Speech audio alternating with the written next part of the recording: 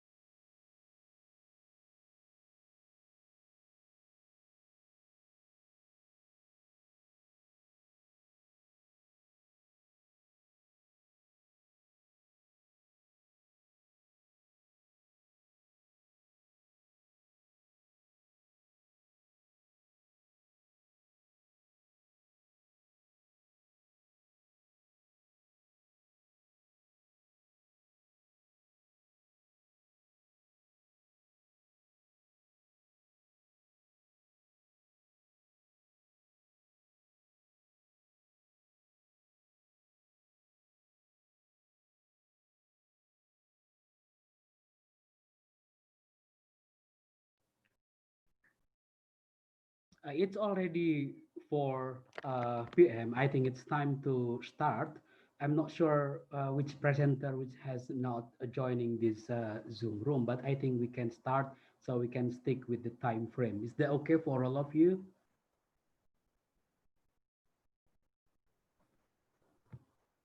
Okay. Well, thank you. Good afternoon, everybody. Welcome to this parallel session, religions and multiculturalism. I'm Lukmanul Hakim. I'm a lecturer from Department of International Relations, Universitas Gadjah Mada. And in the sessions, we will talk about a serious topic, religions and multiculturalism, the issues that has been preoccupied in the academic debate, especially in the last 2 decades.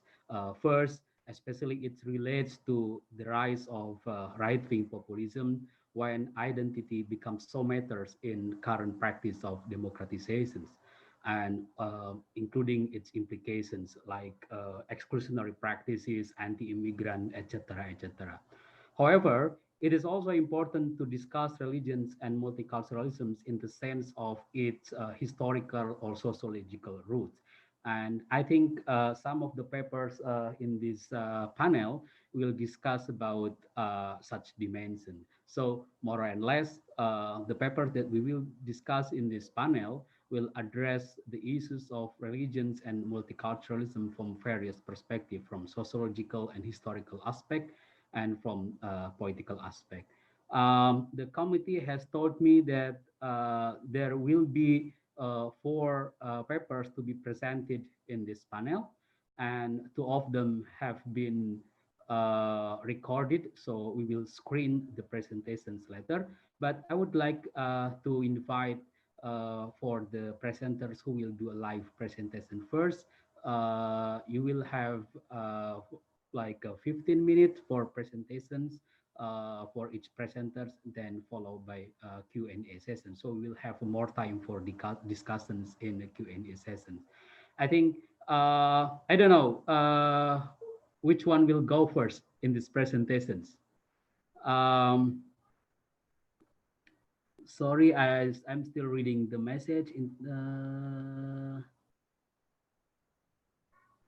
Okay, I think perhaps we can start with in Intan pre-recorded.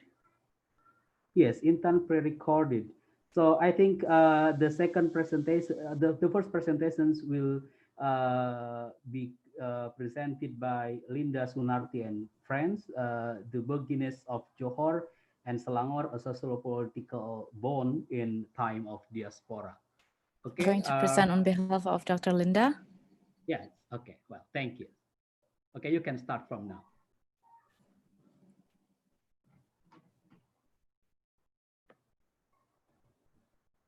Yeah. Okay. So who's going to present first? Yes. I'm going to present first, or maybe Ms. Intan would present first. I have pre-recorded the presentation. Intan have a pre-recorded video, right? Okay. So I will screen the pre-recorded video in the last presentation. Okay. Okay.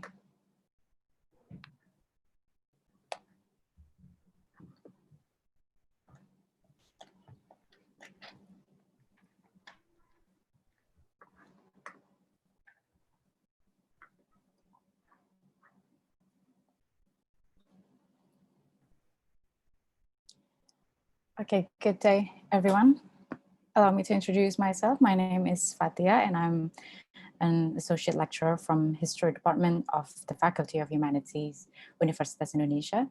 Today, I would like to present our article. I'm going to present it on behalf of my co-authors, Dr. Linda Sunarti and Raisa Solehagia. And the title of our article is The Buginese of Johor and Selangor, a Socio-Political Bond in Time of Diaspora. In October 14, 2017, a well-known political figure, as well as a former Malaysian Prime Minister, Dr. Mahathir Mohamad, delivered his political campaign during a Malaysia's presidential election campaign against Najib Razak, the current Malaysian PM at that time, who had served the country as PM since 2004. The campaign took place at Lapangan Harapan, Petaling Jaya, Kuala Lumpur. It was Dr. M's moment of comeback to the Malaysian political arena since the last time he entered the contest of becoming Malaysia's next prime minister. Dr. M was delivering his speech in front of his supporters from his coalition with Pakatan Harapan and the public of Malaysia when he made a rather controversial line about Razak, referring him as Bugis pirates by saying, "A prime minister who came from Bugis pirates is now leading Malaysia," as quoted in the Straits Times, November 9th, 2017, and the Jakarta Post on November 2nd, 2017.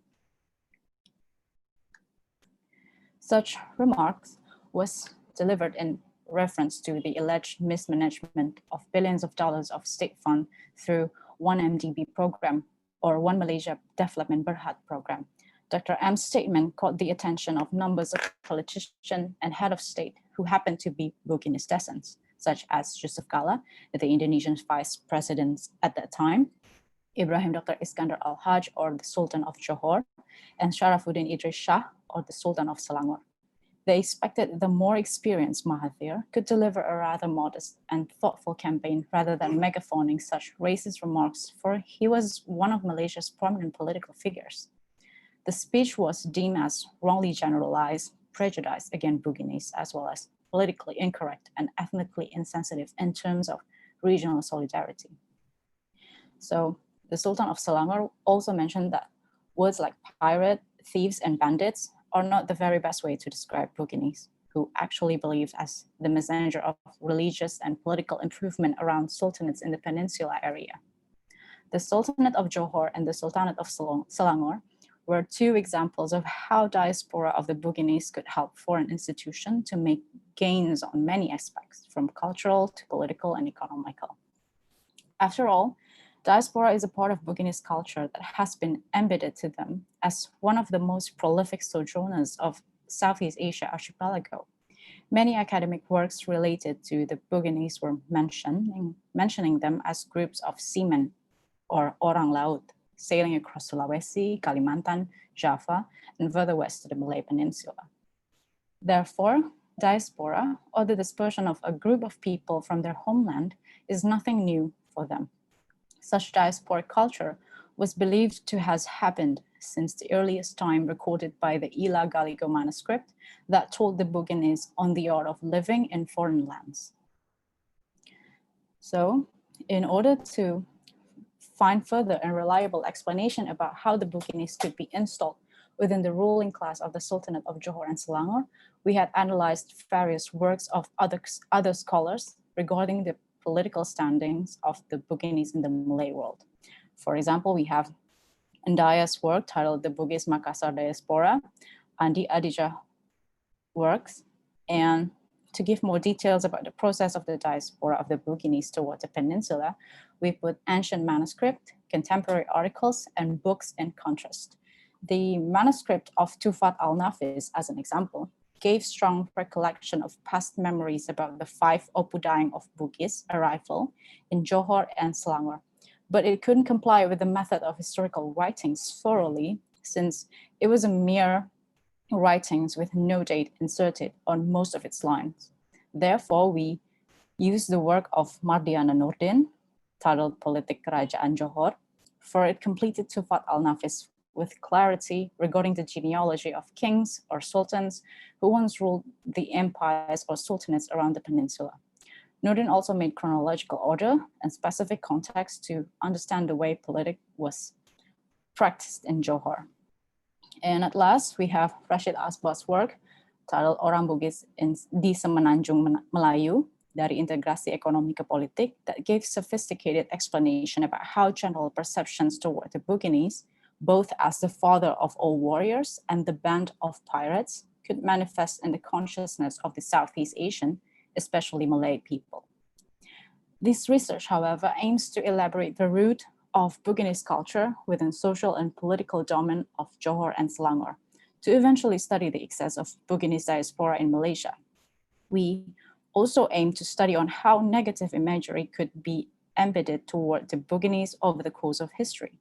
Some values of the Buginese were, in contrary, showing positive remarks that was actually benefited the development of both the Sultanate of Johor and Selangor.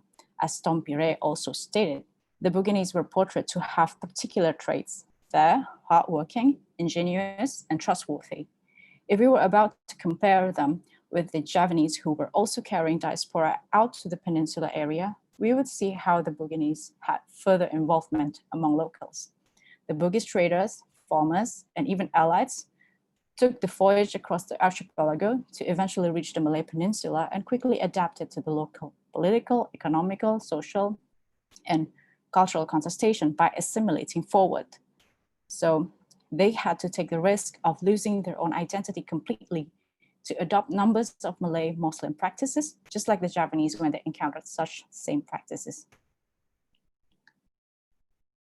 This article uses the method of historical writing to deliver historical explanation from interpreting sources gathered, but due to COVID-19 restriction and limitation, this article relies heavily on literature studies, especially on books, articles, and newspapers. Some other textual sources are also analyzed, such as manuscripts from the Malay Annals or Sulalatul Salatin and Raja Ali Haji's work, Tufat al-Nafis, that I have mentioned before. Previously, this article opted for giving further explanation by collecting oral sources and oral tradition related to the arrival of the Buginese in Johor and Selangor. However, this article had made use of available sources to reconstruct past based on the method and approach of historical writing, consisting of heuristic, critic, and interpretation to eventually produce contemporary yet sophisticated historiography. Thus, data sampling and collection will be carried out further to make public memories available for us to see how memory studies could be used as the approach of this research. Because memory studies could help us to see how historical sources could be mnemonic devices for memory recollection to eventually reconstruct the past. And it was all started by the 5 Opudayang of Bugis journey to Batavia.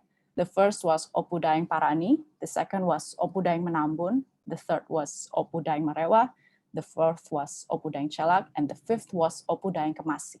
They set sail from Luwuk to Batavia, then to Siantan, or today's Pontianak, before finally reaching Johor, Strait of Malacca, and Cambodia. As an example, Opudayang Parani made his way to Java and then traveled to Johor and married the princess of Selangor and Kedah, while Opudayang Menambun became a sultan in Mempawah, and Opudayang Marewa, both Opudayang Marewa and Opudayang Celak became the first and second Yang di Pertuan Muda, or viceroy, consecutively in Johor. And the last one became the reason why they traveled to the peninsula area, according to the script, was because that they were aware of the momentum that they could seize when they became the third party in the clash between Sultan Abdul Jalil of Johor and Raja Kecik of Riau, in which they could set Johor free from the humiliation. However, we also need to trace back on the logical reason behind the migration, behind the migration of the 5 Opudayang to the peninsula area. First of all, it was encouraged by the conflict between Goa and Bone throughout the 17th century. Winstead also mentioned on his writing about how Opu Tenri Burangdaeng Rilaga, or the father of the 5 Opudayang, brought his whole family out of Bone in 1976 due to stringent accusation toward his first son, Opudayang Parani, who was said to have a forbidden affair with one of the mistresses of Arung Palaka, the king of Bone at that time. The writing was based on the Dauregister that recorded the migration of Opu Tenri Burangdaeng Rilaga and his family. Andaya, in his book, mentioned how the diaspora of the Buginese perhaps could be considered as an act of taking refugees to other areas, but somehow they successfully involved with lightly populated kingdoms around the peninsula. Besides, the Buginese who traveled to the peninsula were those who came from less high nobility. Therefore, it was easier for them to accept overlordship of the host rulers and intermarriage with local nobility. So during this period of time, a tense situation was also developed between the Buginese and VOC as the Dutch company was trying to seize their maritime territories. The Buginese responded by sailing across the sea around Sulawesi, Kalimantan, and the Malay Peninsula, just so they could deliver disruptions toward VOC's ships, which resulted in a serious disturbance towards VOC's trading expeditions. Thus, the Dutch company began to address the Buginese as pirates because they were relentlessly creating disturbance around the vicinity. However, the Sultanate of Johor could continue their existence up to this point because of the role of the 5 Opudayang that established strong political and economical structure to the institution. After the defeat of Raja Kecik, the domination of the Buginese toward Johor continued until 1750, to the point where VOC really saw them as mere pirates. The hierarchical concept of Yang di Pertuan was also derived from the Buginese after the Malay world swore the oath of loyalty to Bugis, or we used to know it as Sumpah Setia Bugis Melayu. The Buginese were placed at second in authority, therefore allowing the host institution or the Sultanate of Johor to accommodate the blend of Bugis and Malay installment. Sultan Sulaiman, for example, as a descendant of Sultan Abdul Jalil of Johor, mentioned about how he managed to trust the 5 Opudayang wholeheartedly to rule the kingdom of Riau, Johor, Pahang, and all of its subject territories.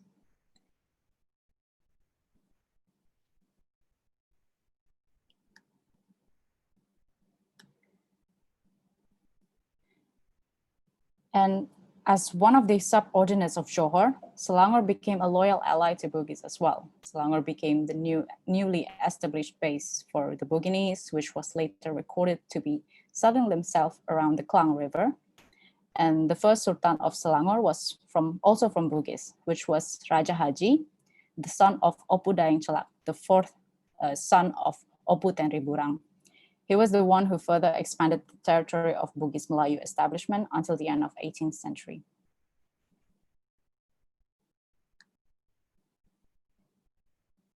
And I think to be brief,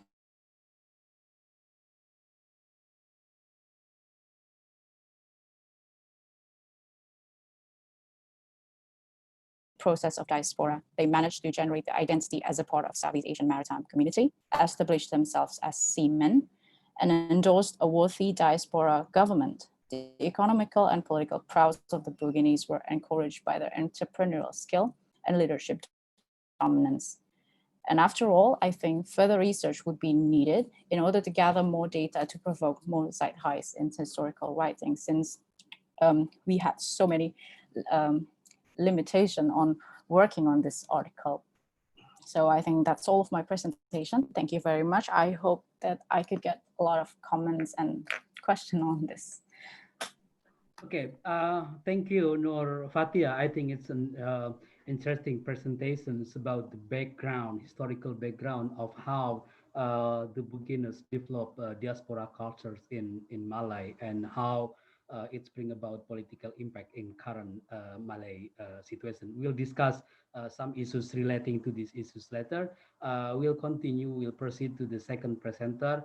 I think the second presenter will be conducted by Adelia, sorry, it's too small, Adelia Relanika Purwandi from Brawijaya University. Floor is yours, Adelia.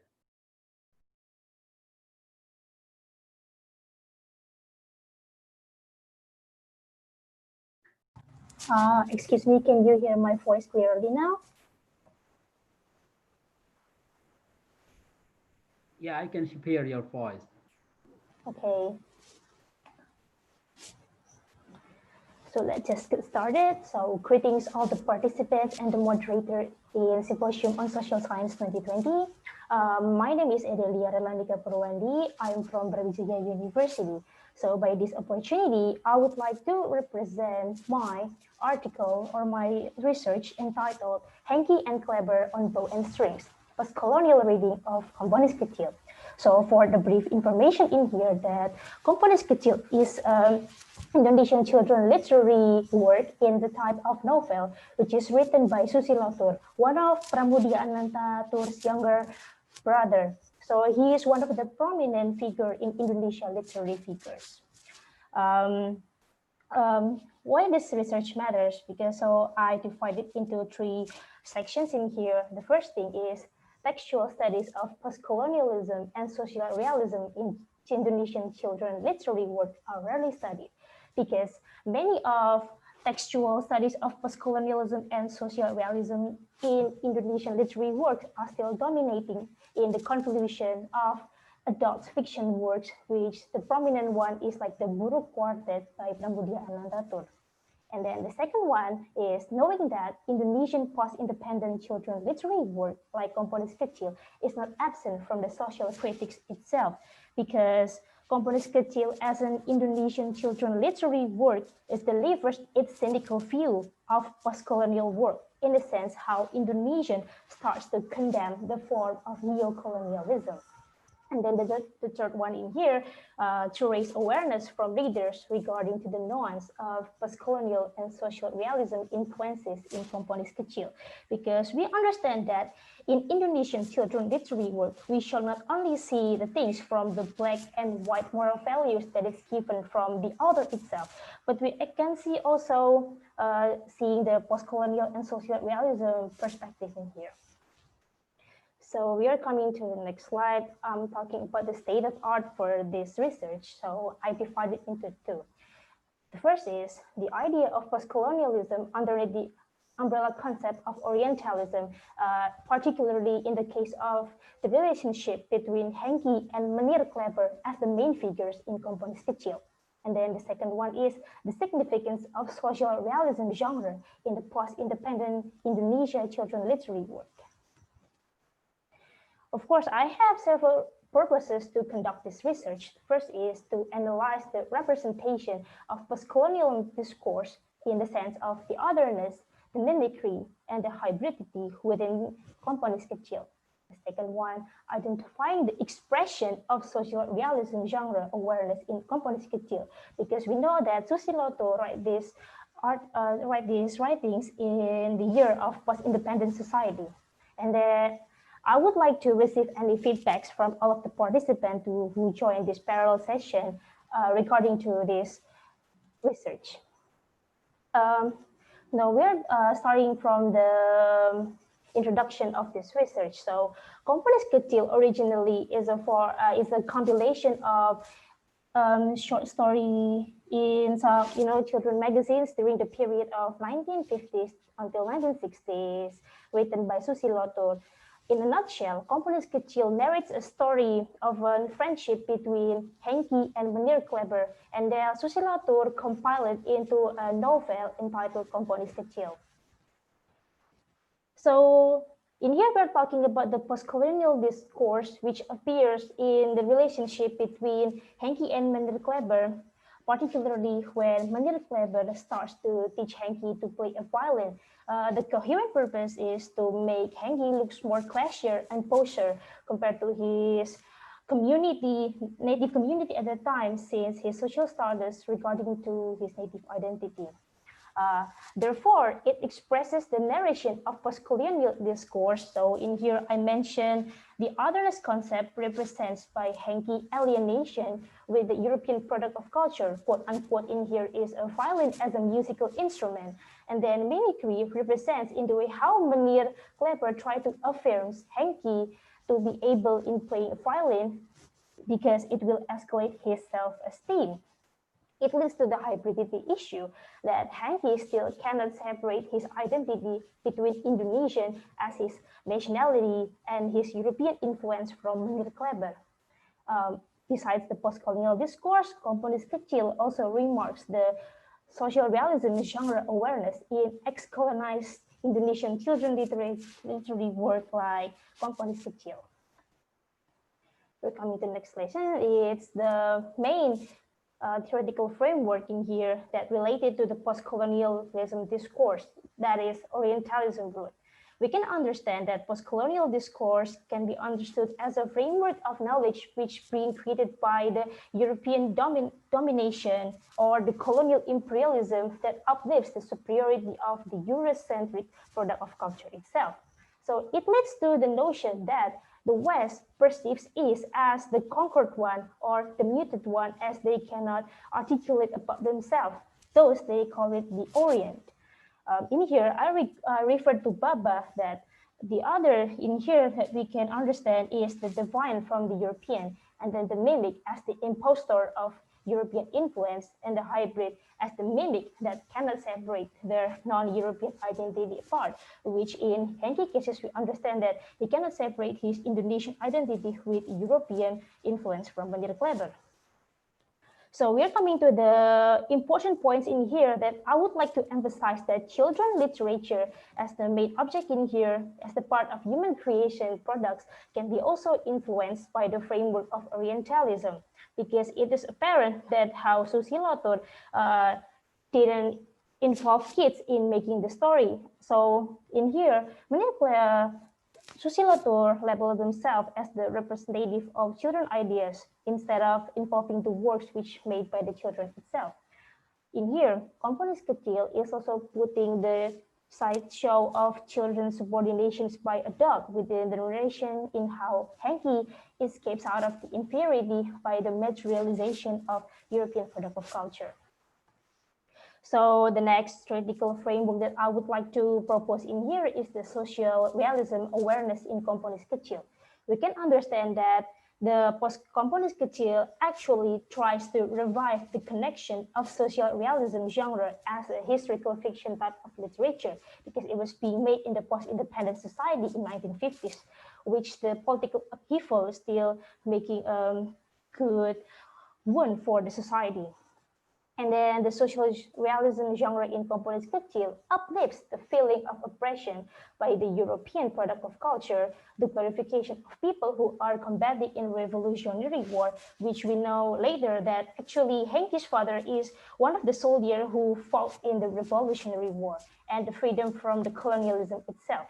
In the end, social realism genre in components kecil relates to the expression of social independent societies in responding to the humanity crisis and hopes against neo-colonialism.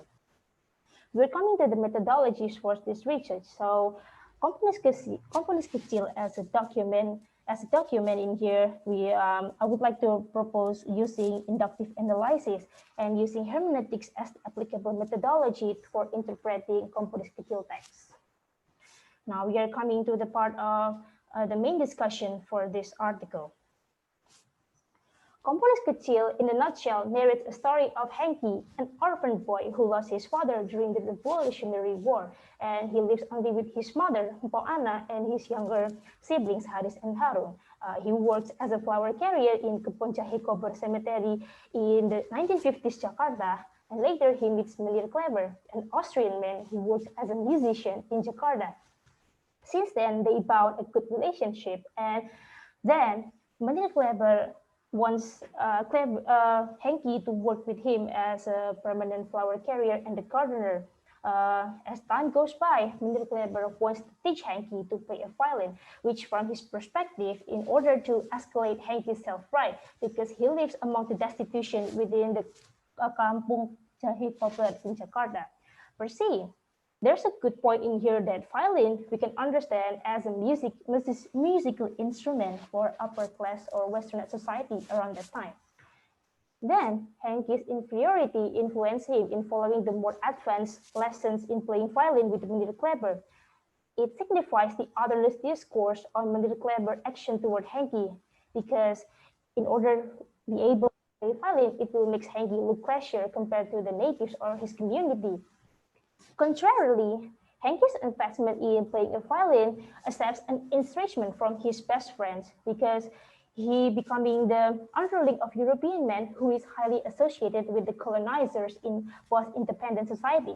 This is interesting because we understand that actually Meneer Kleber is an Austrian man, which Austria never occupies our country or become the colonizers in our nation, but because of the animosity of the colonialism itself, so that's why they perceive Austrian men as the colonizer.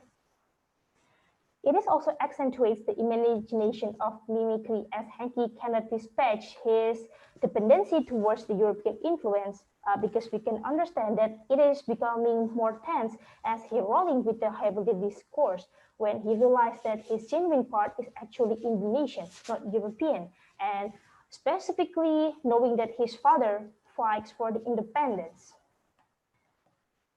In the end, Henki decides to quit and disconnect himself from Meneer Kleber. However, he still cannot leave his European mimic and then decided to becoming a street violinist or a street musician while supporting his family with it.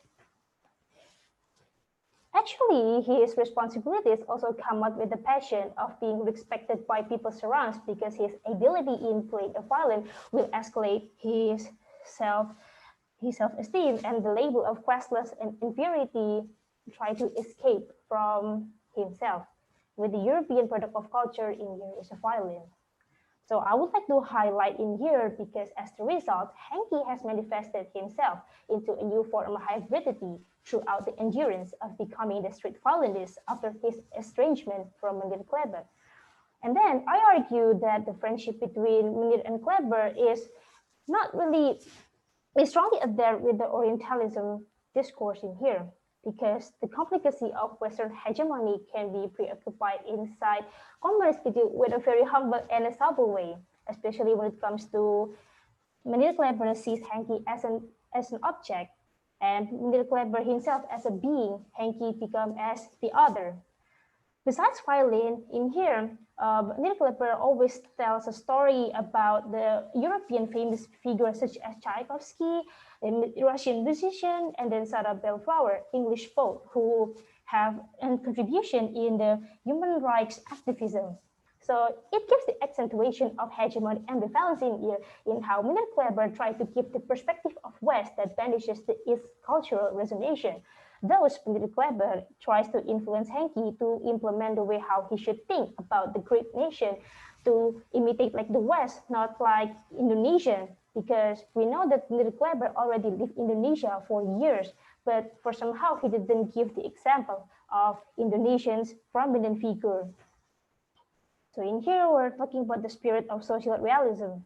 Turk utilized componis kecil as a tool of social critics during the post-independent period, that is raising awareness in depicting the proposed reality within fiction, because we know it's componis kecil with the setting of 1950s Jakarta post-independent society.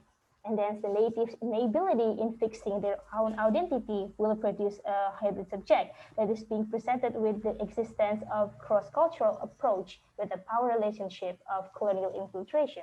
In the end, componis kecil have fulfilled several criteria of becoming or considered as the social realism genre, such as presenting the oppressed society, poor people with their destitution and neighborhoods, we can see in Henki case, and then the hatred towards European people with their product of culture.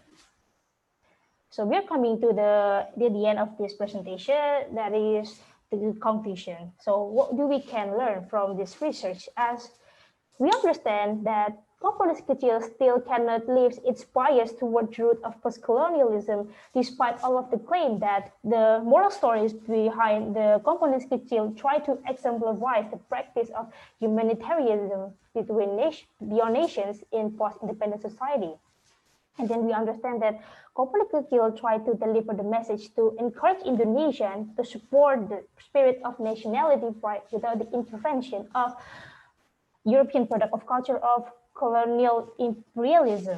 And then the nuance of social realism is highly emphasized in Componis Kecil, apparent from depicting about struggles of post-independent society, especially regarding to the povertiness in resisting the resurrection of neo-colonialism. I think that's all from me. So I'm very glad if you will give me any questions or feedbacks regarding to this presentation. Thank you very much and have a good day. Okay, thank you, Adelia. I think while listening to other presenters, those who are coming to this Zoom meeting are feel free to post the questions in the message box. So I will pick the questions and in the Q&A sessions. And don't forget to put your name and institution. So I will not miss to mention your name and institutions in the discussion session. Okay, thank you, Adelia, again for fascinating presentations about componis kecil. The next presentations, I think we will screen pre-recorded presentations. The first one is from, I think the first presenter, Intan Karina Hapsari, with a paper entitled Diversity, Unity, and the 21st Century, the Case of Indonesia, and followed by the following presentation from Christopher Haushoff, Japan in Java, the poor result of good intentions. I think the committee will have to screen the presentations, please.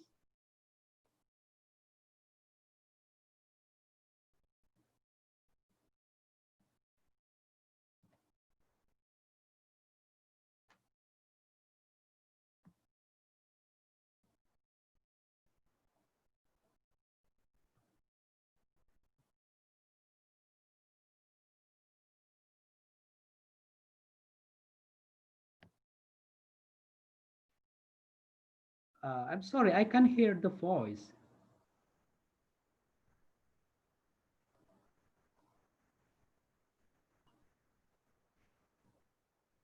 Assalamualaikum warahmatullahi wabarakatuh.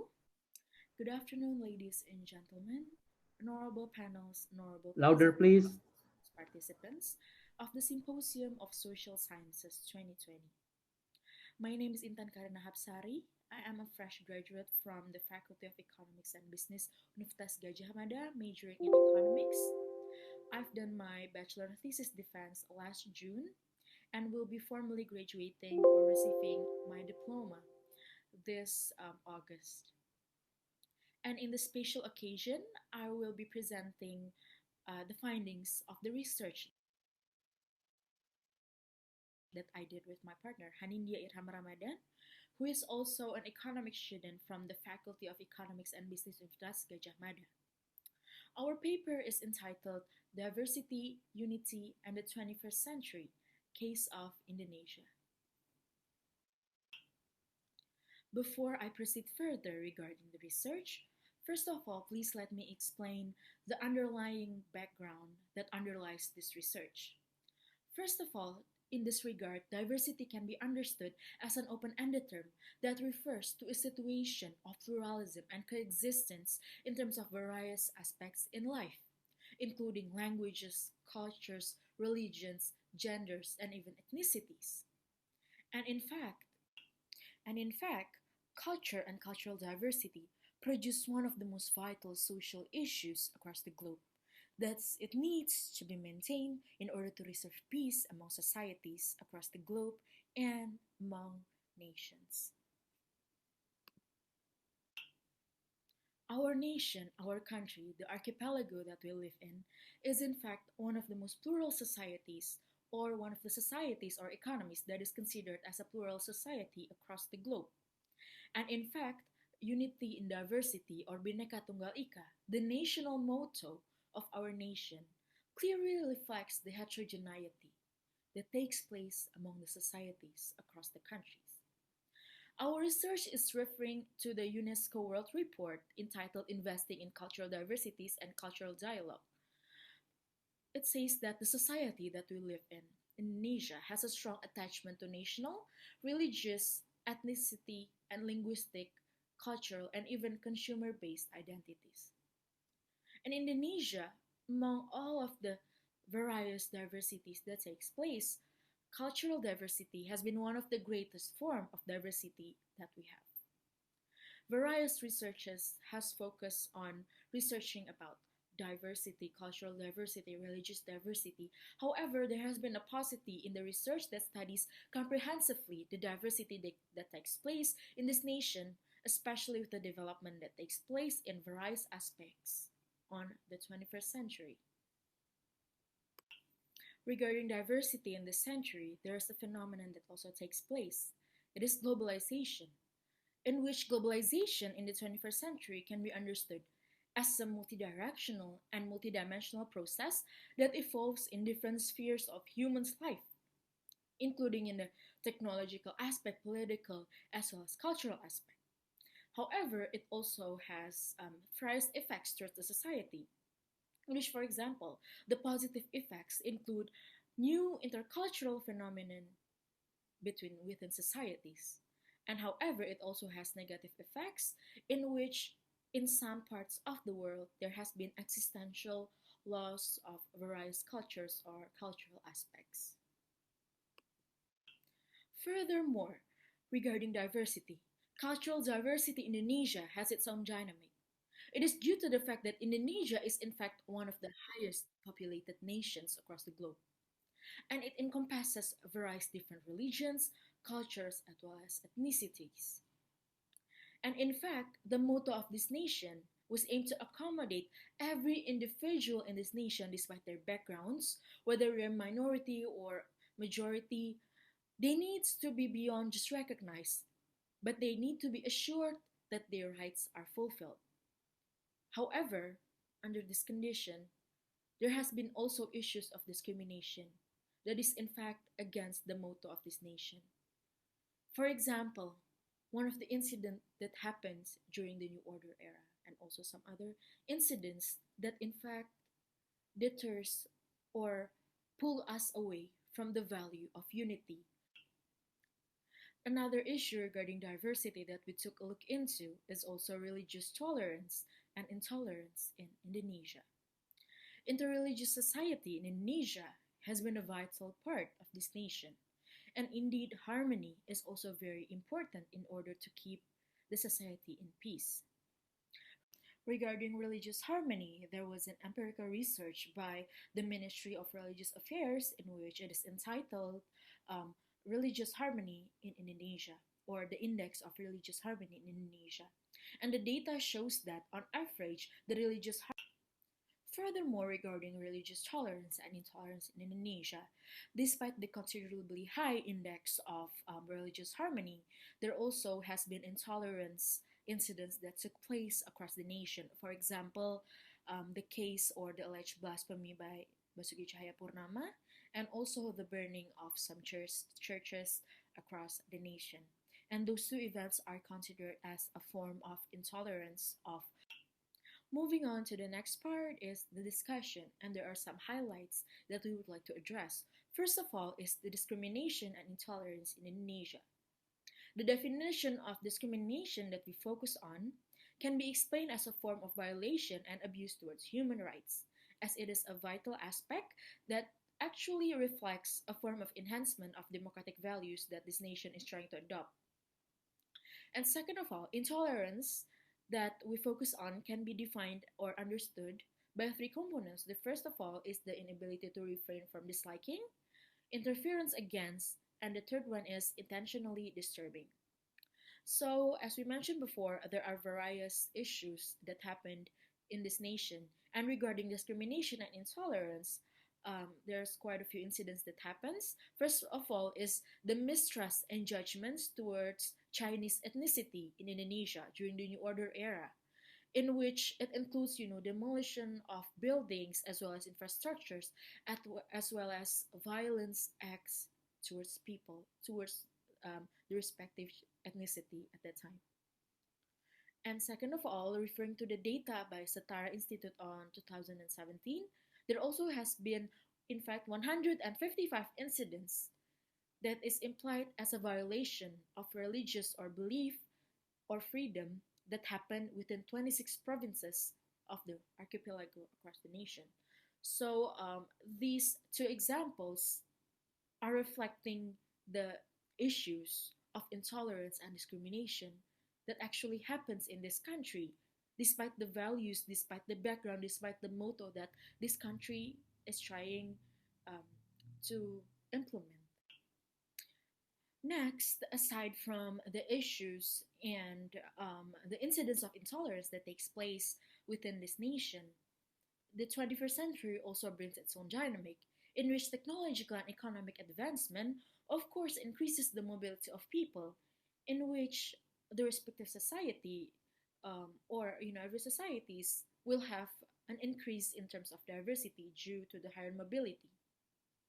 And when society becomes more heterogeneous, challenges in terms of tolerance is also higher because then people coexist more diversely in the society.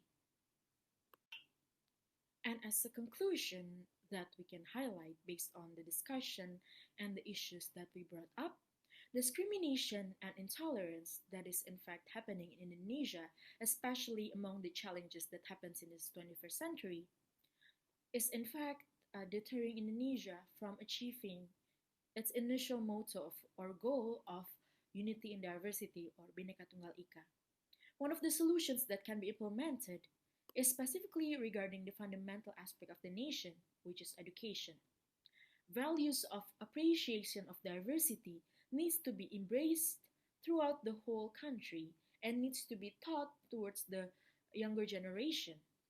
However, a further research regarding the implementation in the curriculum or in the formal school or studies needs to be obtained in order to implement it more effectively and efficiently. Thank you very much. We apologize for all the mistakes that we make regarding the presentation as well as the paper, due to the fact that we also realize that this paper is still very far from perfect, and we also would love to hear various feedbacks and comments from other participants, and of course the panel and other presenters as well. We also realized that this research has a lot of gaps that needs to be fulfilled in order to be implemented or to be impactful for the nation. That is all we can give for today. Once again, thank you very much. Wassalamualaikum warahmatullahi wabarakatuh. Okay, thank you, Intan. I think Intan is also present here in Zoom meeting. If you'd like to add something in live presentations, one or two sentence, please do so. You still have like 3 minutes. Thank you very much, sir, for the opportunity. There's actually enough information regarding the paper that I have stated on the presentation. However, as I stated before, there are still a lot of paucity regarding the research, as well as a lot of gaps that together we can fulfill. That is why Irham and I are looking forward for further feedbacks as well as additional remarks regarding our papers. So together we could build this paper and actually make this paper impactful for the nation. I think that is all I would like to add, Mr. Lukman. Thank you very much, and I apologize for any flaws and mistakes. Yes. No need to apologize. You know, it's just an important presentation. Yes. Okay, the next presentations will be from Christopher. I think he has also a pre-recorded presentations. Please, committee, to proceed to the, I think this one is the last presentation for this panel.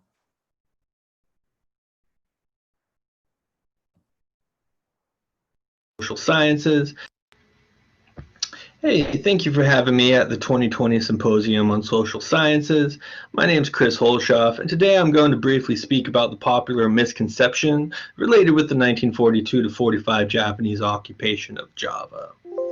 Now, as you probably know, this is Java, and Java during the mid-20th century was the largest surplus rice-producing island in the Dutch East Indies. Now, during the 1942 to 45 occupation, a devastating famine broke out on the island with widespread hunger edema and the starvation of millions of Javanese people. Now, popular belief and contemporary Indonesian education suggest that the famines in Java were a result of Japanese exploitation of foodstuff and labor resources. This belief was so widespread that by 1945 a pun became popular amongst the Javanese.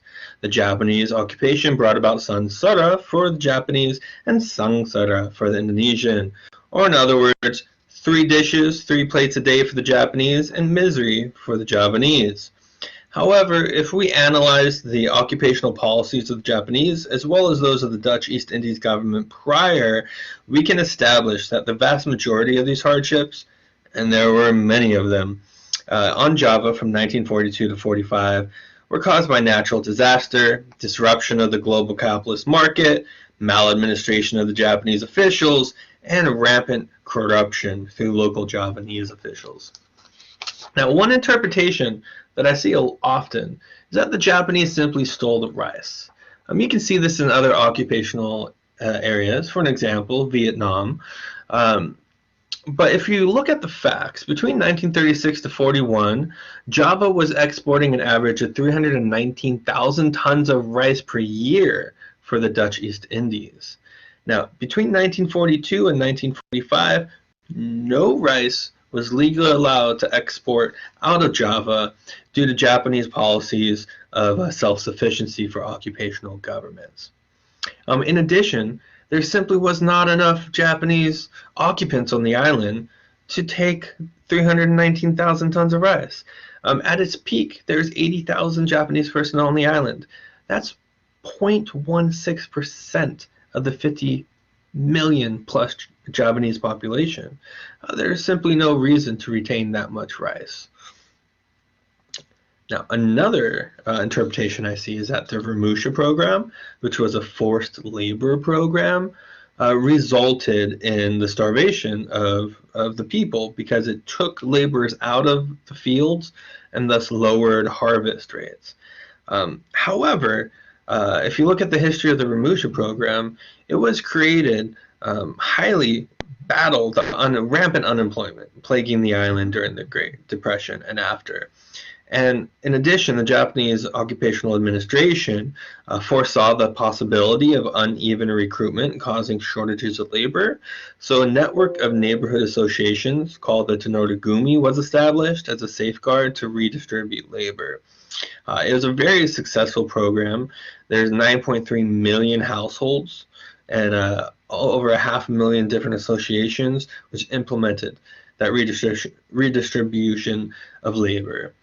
And then if you look at the actual ramushas themselves, you had 2.6 million forced laborers in the program. Only about 15% were ever removed from Java or used for military recruits. The other 2.2 million worked on this construction of a new Java program, which primarily was focused on agricultural production increase programs. So it certainly didn't lower the harvest, lower production of rice. But I do see this other Ramusha interpretation that these forced laborers were actually unpaid slave laborers, which is really not the case. As mentioned, Java was a cash economy at that point. They had a tiered system paying Ramusha between about half to 2.5 guilders per day. Now, if you look at that equivalency of like how much rice you can buy, at legal prices, you're looking between about 5,000 to 24,000 grams of rice per day, which for the average family of 5 to 6 people is about 800 grams of rice per day per person. And if you compare that to the average rice consumption for wage laborers, which is only 230 grams a day, you're looking, theoretically at least, at about 4 times as much rice that could be purchased by Ramusha labor as compared to the average wage labor at the time. So it certainly wasn't a slave labor program that simply took money out of families' hands. So the question really is, why? Why did everyone starve? Why did we have these issues? Now, the Japanese occupation in Java, not elsewhere, was uniquely soft-handed. The 16th Army, which invaded in March 1942, was led by General Imamura Hitoshi, who had a theory that was popular in Japan during the 30s, that the Japanese people did not originate in Korea or China, but instead they had originated from Java, so that they were brethren between the Javanese and the Japanese. This led his occupation to come in a very soft-handed manner, which over time did cause opposition from Tokyo. As many of us know, the Japanese occupations throughout the Southeast Asia, including other parts of Indonesia, were brutal, to say nonetheless. This caused a procession of many Japanese figures to come from Tokyo to Jakarta to try to pressure Imamura into changing occupational policy. Visits from figures such as Chief of General Staff Sugiyama Hajime, Commander-in-Chief General South Army Togarachi Hisashi, Lieutenant General Muto Akira, and one by one, they all apologized and they agreed. The soft-handed approach on Java was required and necessary and worked very well. So why is it that there is starvation and hunger edema and so much suffering from 42 to 45? A big part of that is just the system of rice, which we need to look at. Now, the Dutch East Indies had created a cash economy. You're looking by 1930, 75% of the Javanese were wage laborers. Right? You have these large estates creating export products such as rice. They would use Chinese brokers, go through numerous channels, sell for cash on the market.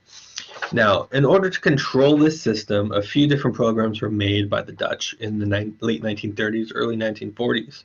After price inflations of about 300% during World War II occurred, the Dutch adopted this rice control program.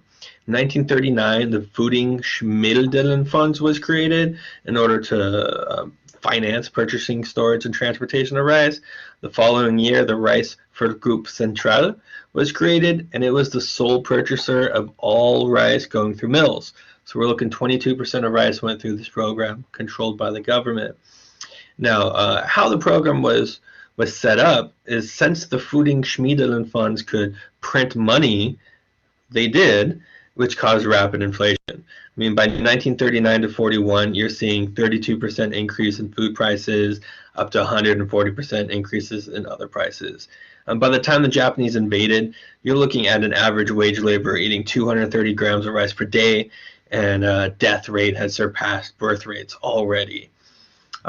However, the Japanese invasion also exacerbated the issue. One of those is that simply the reliance on the international capitalist market was cut off. The Japanese only had 8% of the merchant marine in Indonesia at the time, and they did not have the domestic need or ability to fill the giant hole of cutting off the islands from the US market. This immediately took a dire situation in Java into something much, much worse. On top of that, you have huge disruption to the food system. Of the 547 rice mills in Java, so many were destroyed that 6 months later, only 347 of those were in occupation, were actually working. A lot of this simply has to do with Indonesian peasants destroying Chinese-owned rice mills. You also have the Dutch destroying rice transportation networks, mills, bridges, railroads, seaports, roads, the whole 9 yards. So you see, miraculously, there's actually only a 6% decrease in rice production between 42 and 43, but then natural disaster, maize crop failure, causes an additional 17% of Javanese grain production diminishing. So in total, right off the bat, you have 21% of the whole grain production on the island being lowered. Now, you also have an issue of maladministration. There was 15,000 Dutch administrators on Java. The Japanese arrived with 200. Right? Even at the peak of 1,800 Japanese administrators, that's 12% of the previous government. So you end up having a system where the Dutch would have a dual system where one Pinggara Praja local official would be a counterpart to a Dutch official who really oversaw everything and made the calls. The Japanese were unable to do this. So they used a unitary system relying heavily on the Pinggara Praja, or local Javanese officials, to carry out orders. Now, this caused a major issue in rice collection because those Pinggara Praja did not have vital statistics on harvests. So the Japanese used the Rice Verkoop Central records to set quotas. And if we recall, that program, the Rice Verkoop Central, only worked off of milled rice. That's the final product after the milling process, not actual harvest numbers. So you get situations such as Jakarta and Priangan residencies in 1943, both giving a 20% rice quota based off of the old Dutch numbers. However, since Jakarta was heavily populated with mills at the time, and Priangan did not have many mills, the actual harvest in Jakarta, 41.6% was taken by the administration, only 5% was taken in Priangan. In addition, you have a huge issue with black market proliferation. Because there is no actual mechanism of stopping local Javanese officials from stealing, from black marketeering, from setting up small economic blocks, you have a horrific issue with the black market occur. For an example, by April 1943, not a single residency even exported more than 33% of what they were told to export from the administration. By 1944, market rice prices were 3.2 guilders per liter in some areas, while the official price was 0.08 guilders per liter. Incredible. So it's by all means, by 1944, you end up seeing riots in places like Indramayu. Indramayu had up to 70% of the harvest quotas taken from them. People were starving, while the neighboring Cirebon Regency, less than 20% of the harvest was set up on the quotas. And in addition, as that 70% harvest quotas were taken, these farmers were paid at the 0.08 guilders per liter official price, and then the only place that they could go buy rice is on the black market at 3.25 guilders. Now, that's not even considering how much rice is stolen between taking it from the farmer, taking it to the mill and delivering it to the government, because the farmer only got paid to what received on the government. And when you have a system of proliferation of black markets, there is rice that's stolen in between, taking it from the farm to the mill to the government. It's just not a number that we could possibly calculate. But using different numbers, it seems that there's a major issue. Despite 70% of the harvest being taken in Indramayu, at no time did the rice delivered to the Japanese administration reach more than 12% as much as delivered to the Dutch in 1940. Rampant black market corruption. So by 1944, the death rate surpassed birth rate in every single regency in Java. So the conclusion is that there's undeniably major and vast suffering for the 50 million Javanese between 1942 to 45. But contrary to popular belief, these hardships were not caused by Japanese exploitation. It was not a predatory nature of the occupation. And we did not at any point see the Japanese administration collect more than 58% as much rice as the Dutch counterparts had. The forced labor program did not cause starvation. What caused starvation more than anything was simply maladministration, where you have a Japanese administration 1.2% the size of the Dutch administration, relying heavily on local Pangoi Praja officials who were under no circumstances supervised and stopped from creating black markets and corruption. And in the end, this poorly planned, poorly administered occupation caused rampant starvation for the people of Java. Thank you. I appreciate your time.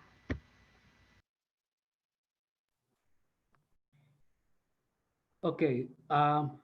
Thank you for the presentations from Christopher. I think it's quite provocative in terms of the thesis, saying that what was happening in Indonesia during the 40s, especially relating to the issues of starvations, is not directly linked to the way the Japan ran Indonesia, but it's associated with the maladministrations and the corruptions, especially conducted by the Japanese people, the Japanese government. We will discuss on these issues later. Okay, again, thank you for Christopher.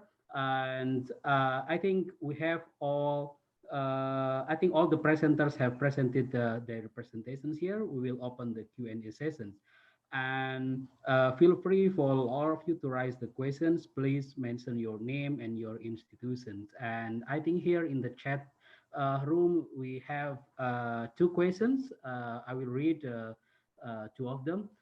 First, I think it's directed to Mbak Nur Fatia. I have one question for Nur Fatia. The topic of your presentation is very interesting and it is important to be discussed further. Can you identify the values of traditional leadership that are still inherited by current Bugis political leaders, both at the national and local level?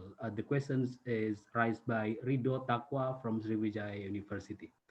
Nur Fatia, please. Okay, thank you very much, Mr. Rido Takwa from Sriwijaya University, Palembang. I would like to answer the first question first. So, for the values of traditional leadership inherited by current political leaders, I think we could overlook at the development of the Sultanate of Johor. For examples, they relied heavily on the role of the Buginese because they had put certain leverage toward Johor. And as an example, Bugis had lifted Johor from the traditional political realm into a brand new political sphere that allowed the combination of individual aptitude, military power, and eco-political authority as the principle of domination, of course. And besides, the development of Johor as one of Southeast Asian emporiums at that time was also a part of Buginese efforts in holding control over the sea. They did not only set a new standard of how seamen did their jobs, but also introduced their own trade and shipping law, which is the Amanagapa. And so they continuously present themselves in the political contestation, for they also believed on their ascribed political prowess and ability. As an example, the current Malaysian PM who replaced Dr. M is actually a Bugis, a half Bugis. Muhyiddin Yassin is a Bugis Java descent. And I think he was quite proud enough of his identity as a Bugis, since during his election or his initial speech last year, he doesn't mind to show how much of a Bugis he is. And yeah, I think that's all I can answer from the first question. So Mr. Lokman, can we just move to the second one? Because Mr. Rido Takwa actually asked me about my research, about the results of the research. And the current result of our research is that by the end of the 18th century, Bugis seamen had already sailed through the Sulu zone, Banjarmasin, Palembang, Johor, Pahang, Aceh, and reaching Ternate, Banda, Sulawesi, Nusa Tenggara, all of which were mentioned by Kenneth Hall in his writing about the 5 major routes of maritime trade in the 15th century Southeast Asia.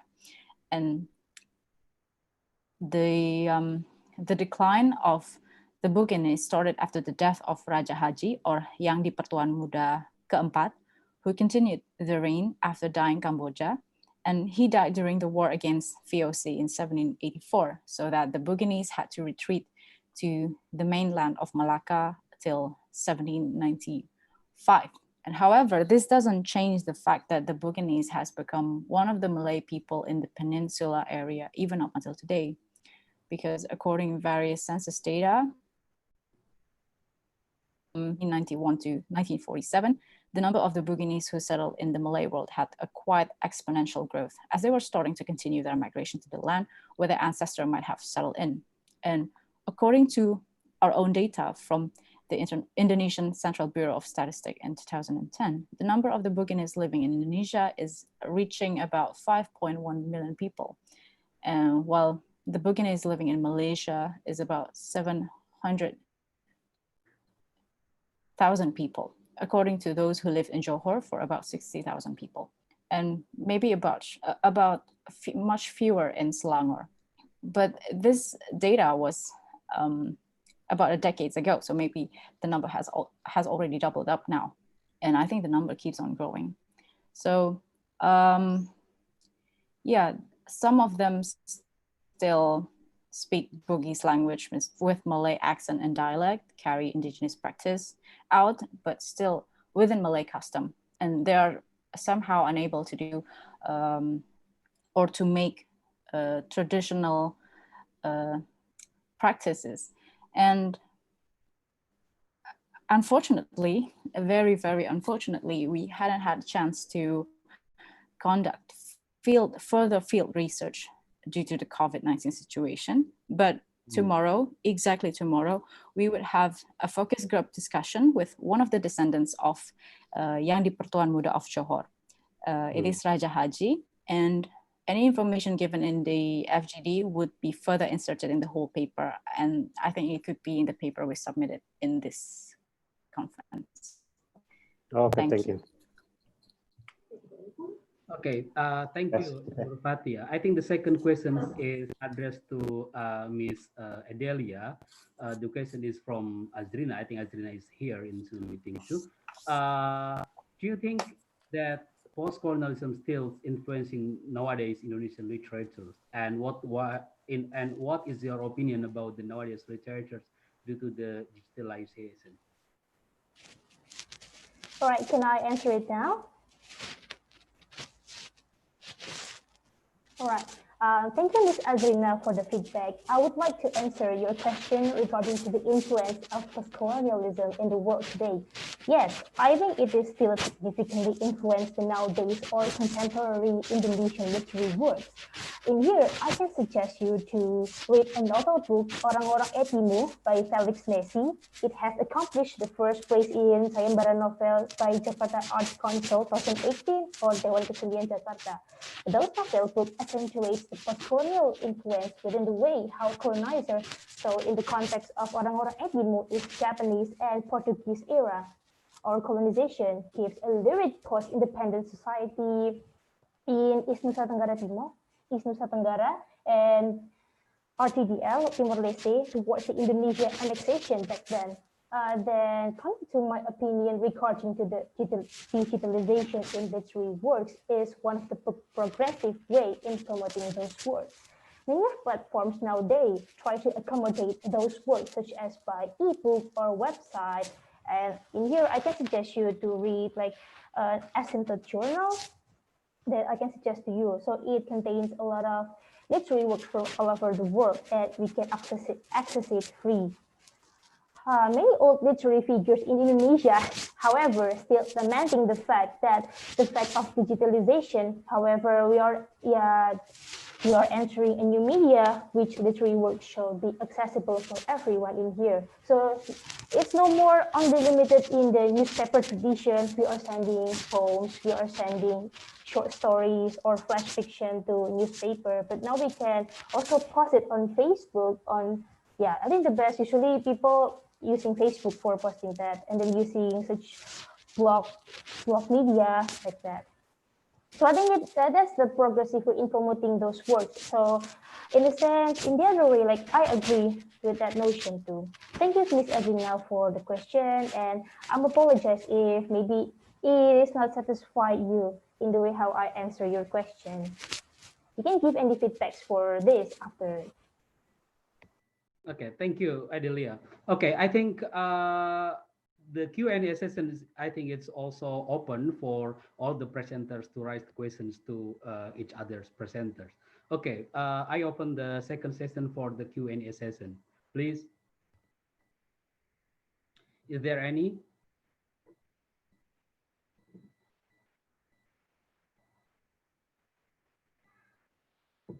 Okay. Well, while waiting for the others, I have some notes and questions that I think it can be good as well to discuss in the session. The first one is for Nur Fatia. I think I'm really interested in the illustrations of how being Bugis matters politically in Malaysia.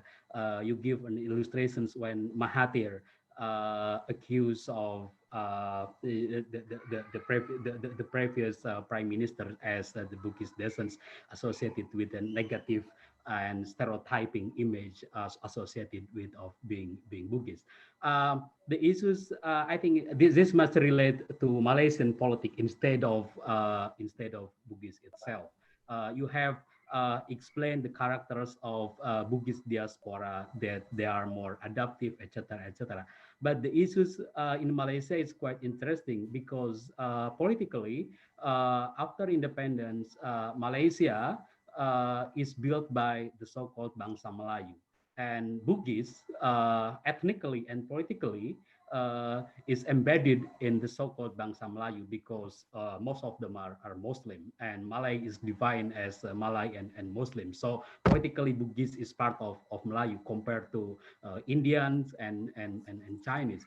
And the timing when Mahathir raised the issues of Bugis identity in Malaysia is quite interesting because during that period, Mahathir UMNO built a coalitions with other political parties, including the Chinese. Why Bugis that was previously included in the identity of Malay now become matters, while on the other side, the UMNO that was, the political vehicle for Malay built alliance with the Chinese one. Thank you.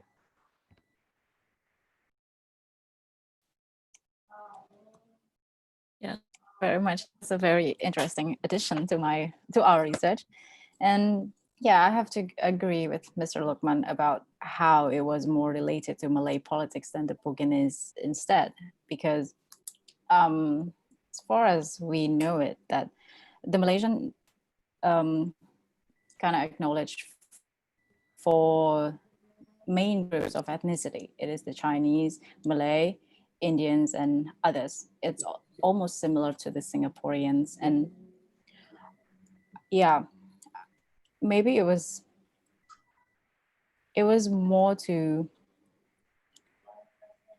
the current politics, because the statement came from Mahathir was actually articulated in front of the political campaign when he was trying to make his big comeback in the Malaysian politics arena. So yeah, maybe I have to admit that we still had to conduct further research about this, and we just had to we just had to conduct the FGD tomorrow. So maybe further updates will be inserted on the paper later. Yeah, I think I'm from political science, and perhaps my question is much more political than historical. But I think it's related to your rich presentation. Okay, thank you, Yeah. Noor. Fatia, is there any questions? I, as a moderator, have to give an opportunity for other first before raising my own question. Yes, sir. I believe there's a question addressed to me. Yeah, on the chat. Yes. Rido, would you like to raise a question? I think you're One question I have chat to Bu Intan. Oh, okay, please. Okay, thank you very much, Baparido, for the question. I believe that the condition that Baparido portray is the inequality that is present in Indonesia.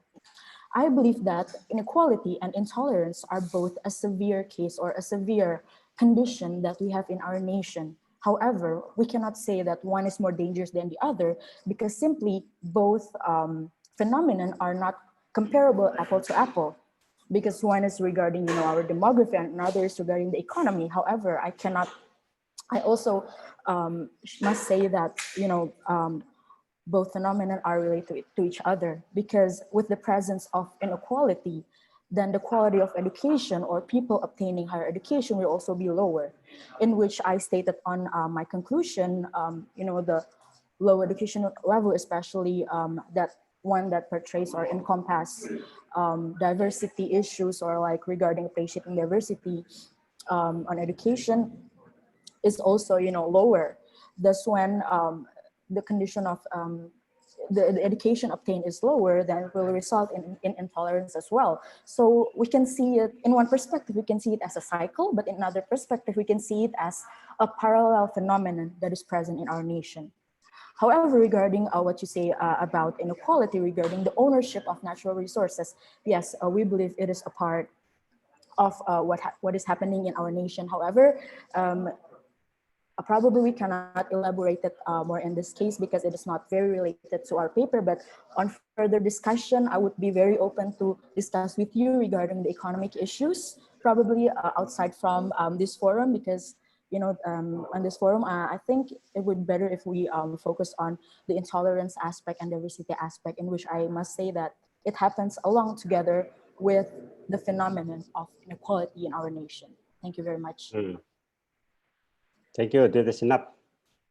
Yes. Okay, thank you, Mr. Rido. I think to add Rido's issues, I think Pak Rido has correlated the issues or the high degrees of intolerance with the issues of political economy, especially on the issues of inequality.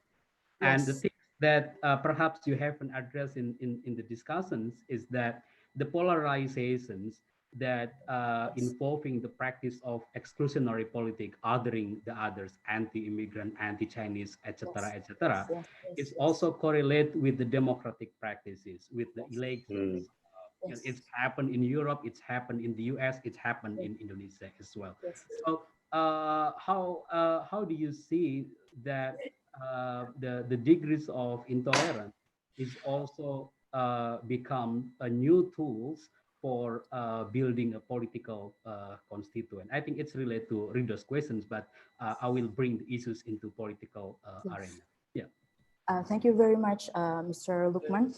Yes, exactly. As what you say, it is, I think what you stated is related with the populism that arises in our nation, just in this near future, like the religious population, the left wing, right wing, and everything that happened in our nation.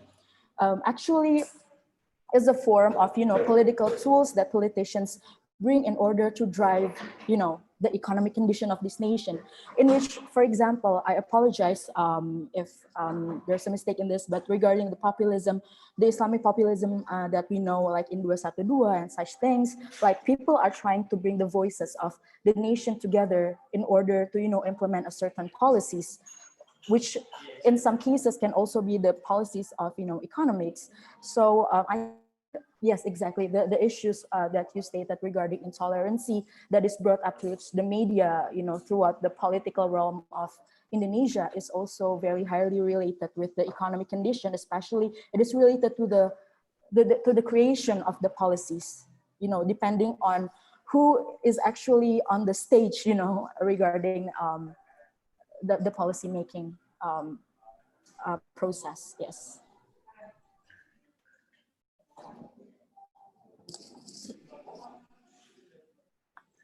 Thank you. Is there any Yes. questions, please? I'm also interested in Adelia's presentations, companies kecil. I think I actually haven't read more details on companies kecil, but I think it's comparable to Pramudia Anantatur's tetralogy. While in the tetralogy, Pramudia also raised the issues of Malema and other figure from France.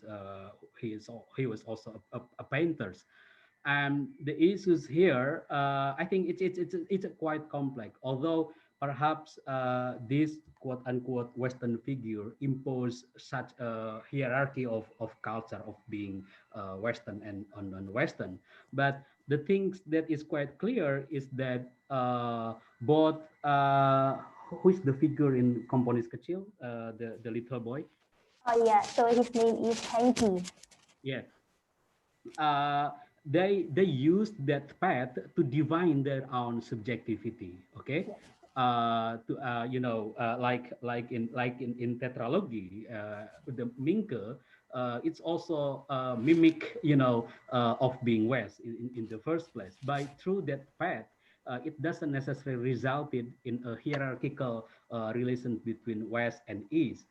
It was through that process the redefinitions of the subject, the nationalist subject, was defined.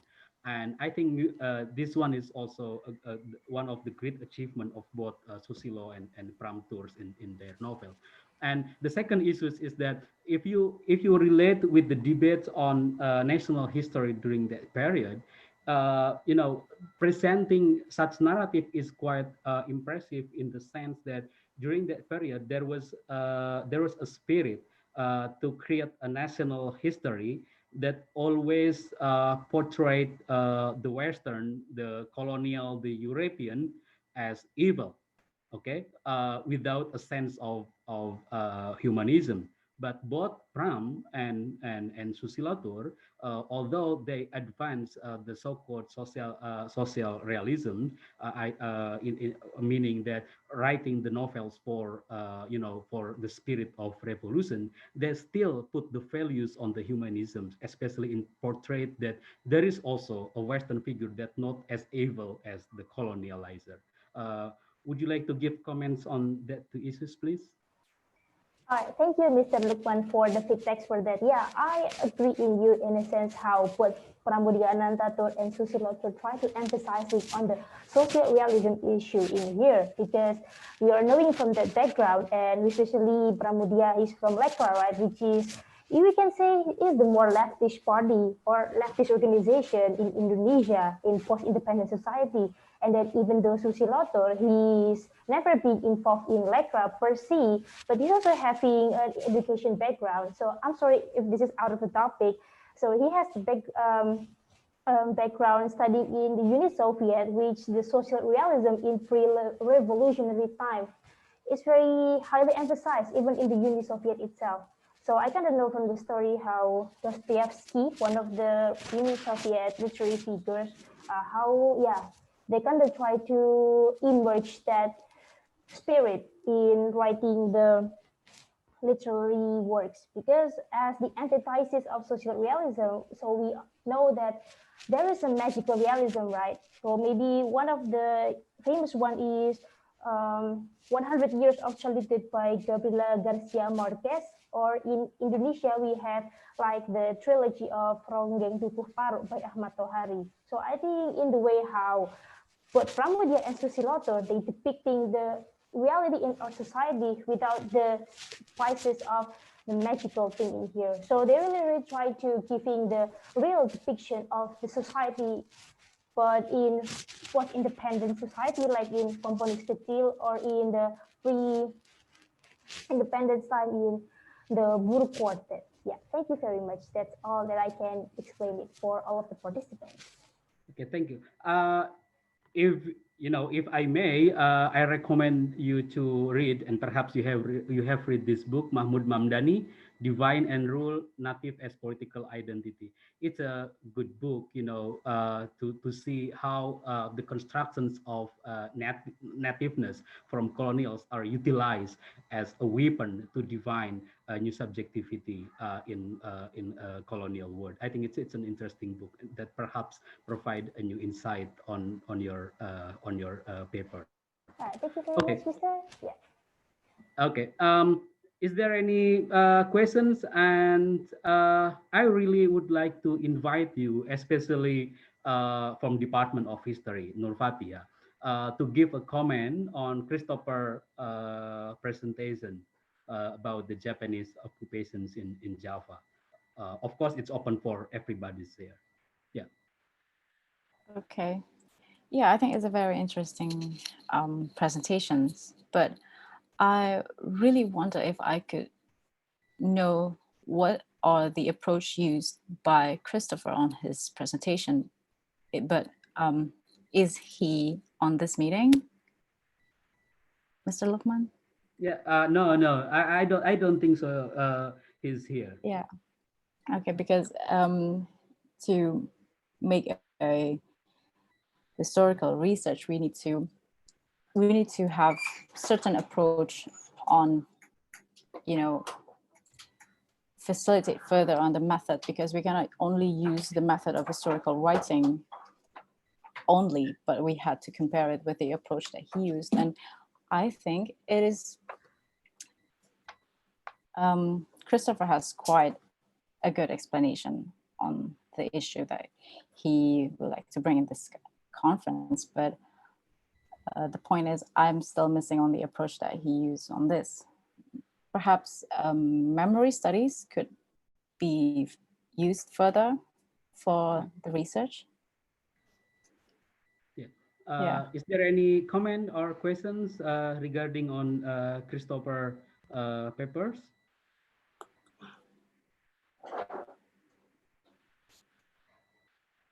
I think it's very unfortunate he's not here, because I think there is many issues to be discussed with him.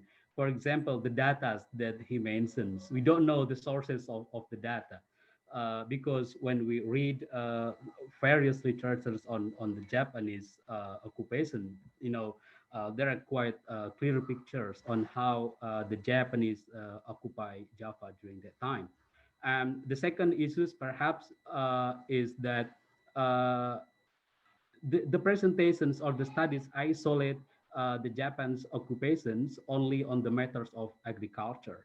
But the issues, I think, is how Java is used as a defense system to face the Pacific War.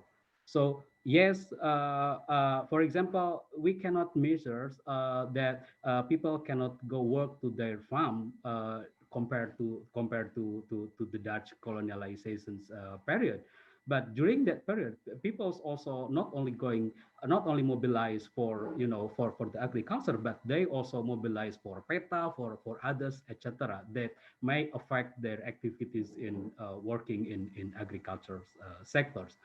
uh, I think there are some issues that perhaps it will be very interesting if he's here to discuss with him, because like the issues of Jugunianfu, for example, the issues that gave you mentioned about the approach of social memory, for example, the issues that bring huge impact and effect on Indonesia until the present period.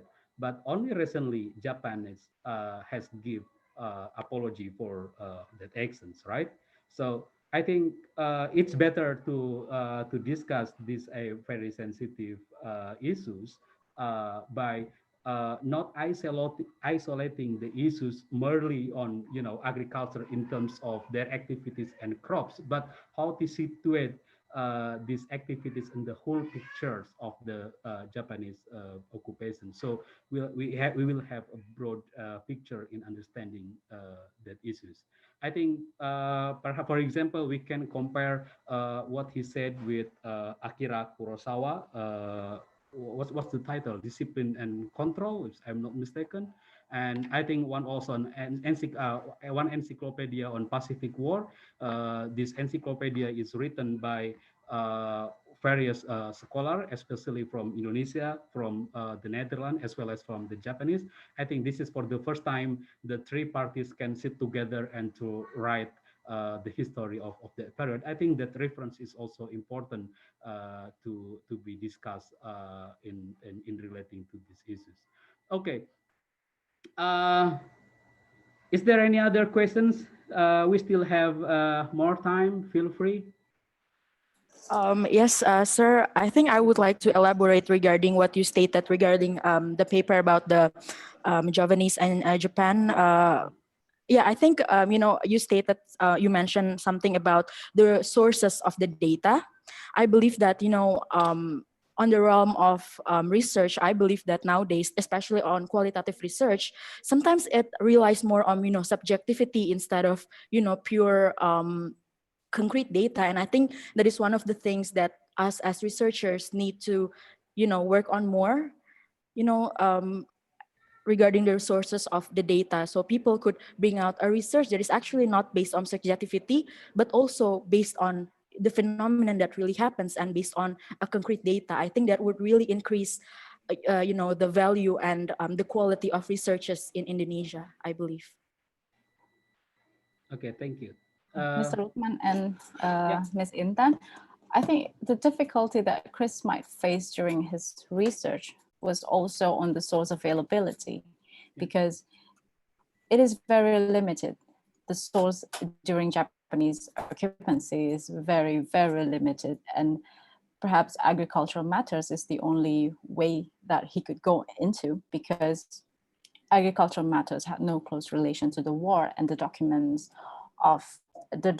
related to agricultural system is quite intact rather than the war documents or any other occupation documents, because they had it all burned before their last days on Indonesia back then. Okay. Adelia? So, yeah, excuse me, Mr. Lukman. So, excuse me, Ms. Nurpatia. I have like proposed a question for you that you may check on the chat box. Yeah. Yeah. Thank you very much. Mr. Lukman, there's one question from Adelia. Okay. Yeah, well, actually, there is one literary works from Zuraida Ghani about the Buginese, but instead of literary works, we found other efforts made by the Bugis Malay community in the means of preserving their existence, which is the establishment of Bugis Malay communities, such as Persatuan Perpaduan Rumpun Bugis Melayu Malaysia. However, I might want to explain on which domain the Buginese in Malaysia had positioned themselves. They didn't identify themselves as a Buginese, as a complete Buginese, because the Buginese refers to the Buginese who lived in Indonesia. But they refer themselves as Bugis Malay because they are currently and continuously breeding their own identity. So they are Buginese, but born in Malay. So they have a different set of practices and cultures, as I mentioned on my presentation before. Oh, I see. So it's not significantly by the literary work itself, but through the effort or endeavor of preservation of the community itself, if I'm not mistaken. Is it true like that? Yeah, some of the literary works does exist, but actually we are looking forward to a more contemporary effort by the Bugis Malay community. And because this research was basically started from the memory studies, we use memory studies as approach. So we would like to dig more on the memories of the Bugis Malay who had already settled themselves in Malaysia, especially in Johor and Selangor. Yeah. Thank you very much, Ms. Nurfatia, for the explanation. Thank you very much as well. Okay. If there is no other questions, I think okay, we can conclude these presentations without a conclusion. I think I have no right to conclude all these presentations. And the things that I can say is that I'm very happy to be here to listen a wonderful presentation for a various topic. I got personally, new knowledge from all of you, and more importantly, new friendship, of course. And before we close the meeting, the committee asked me to have like a photo sessions. Actually, it's not a photo session, a screenshot session. Please switch on your videos for a moment. Could you please to switch on the videos? Hello. Okay. Yes, Pak Rido, switch on. Okay. Azrina, Salma.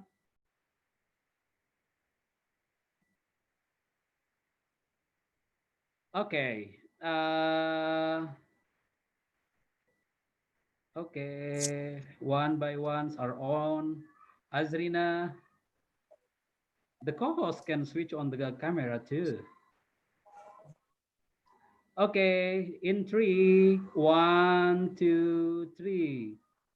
It's done. Okay, thank you very much again for the presentations, and hope you are in good health. Okay, thank you, and forgive me if I made a mistake in leading this panel. Okay, bye-bye. Good evening. Thank you very much, Ms. Thank you very Sultan. much, sir. Thank you very much, and all the participants here. Thank Yeah. you. Thank you very much.